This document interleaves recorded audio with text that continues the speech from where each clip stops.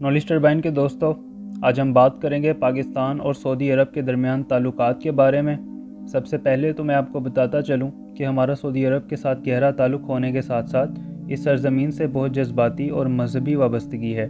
हमारा हिजाज़ मुक़द्दस, मस्जिद नबवी, खाना काबा के साथ साथ बहुत सी मुक़द्दस ज़ियारात वहाँ मौजूद हैं और वहाँ मौजूद लोगों की निस्बत हमारे नबी सल्लल्लाहु अलैहि वसल्लम से मिलती है, जिनकी हम बहुत इज़्ज़त करते हैं और हमारा दिल इनके साथ बहुत धड़कता है।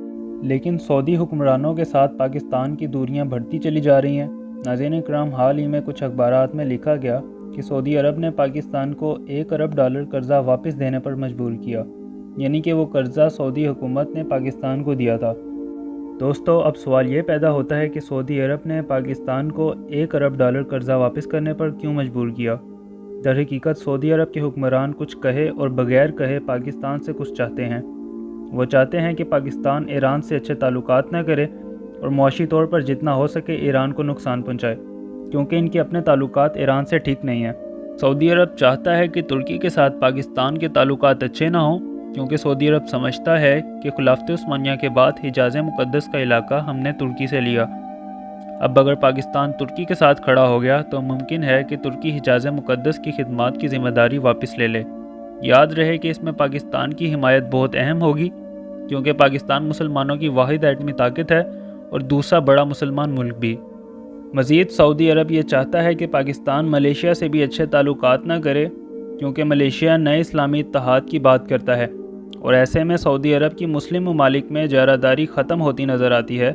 याद रहे कि सऊदी अरब ने OIC में, जो कि मुस्लिम ममालिक का इजलास है, इसमें मोदी सरकार को बुलाकर अवार्ड्स दिए थे, जिसका पाकिस्तान ने बाइकआउट भी किया था। सऊदी अरब ये भी चाहता है कि पाकिस्तान कतर से भी अच्छे ताल्लुकात न रखे।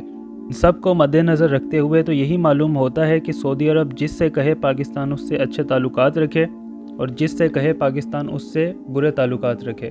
भले सऊदी अरब के इजराइल से जितने मर्ज़ी अच्छे ताल्लुकात हों, अमेरिका और भारत के साथ भी सऊदी शहज़ादों के ताल्लुकात किसी से ढके छुपे नहीं हैं, लेकिन पाकिस्तान इसमें खामोश चौकीदार का किरदार अदा करे।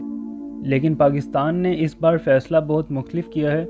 हाल ही में पाकिस्तान के वज़ीर ख़ारजा ने बयान दिया कि या तो आप OIC की मीटिंग बुलाकर तमाम मुसलमान ममालिक की मुश्तरका राय लीजिए, या फिर हम कश्मीर के लिए अलग मुसलमानों का इत्तेहाद बनाएंगे।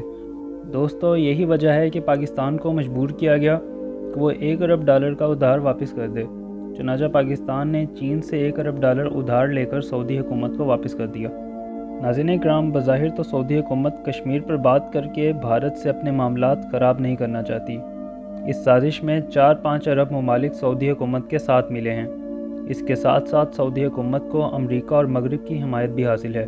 दोस्तों, वज़ारत ख़ज़ाना के मुताबिक सऊदी अरब ने जो उधार पाकिस्तान को दिया वो सूद पर दिया गया। इस पर 3.2% का सूद लागू है। नाज़रीन इकराम, इस्लामी मुल्क होकर दूसरे इस्लामी मुल्क को सूद पर कर्ज़ा देना कुछ मुनासिब नहीं है। नबी सल्लल्लाहु अलैहि वसल्लम ने लानत भेजी सूद खाने वाले पर, सूद खिलाने वाले पर, इनके दोनों गवाहों पर और सूद के लिखने वाले पर। इसके साथ ही आज की वीडियो का इख्तिताम होता है। हमारी दुआ है कि अल्लाह तमाम मुसलमानों का इत्तेहाद कायम करे। मज़ीद इस तरह की वीडियोस के लिए हमारा चैनल सब्सक्राइब करें। अपना ख्याल रखिएगा। अल्लाह हाफिज़।